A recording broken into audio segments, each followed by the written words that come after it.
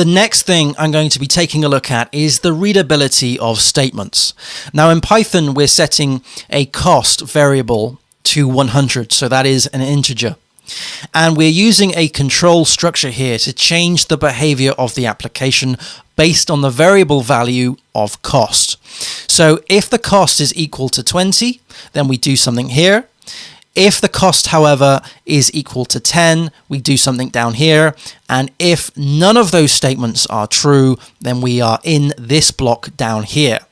Now, the thing to remember with control structures in Python, and Python in general, is that Python uses indentation. Indentation is the key with Python.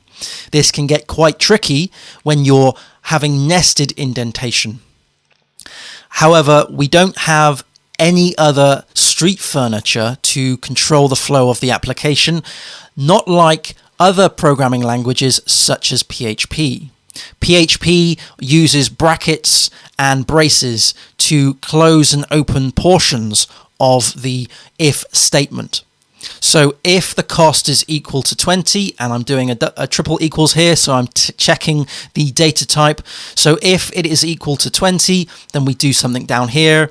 We don't have to use indentation if we don't want to. However, it is good practice, whereas with Python, it is enforced. We must use indentation with Python.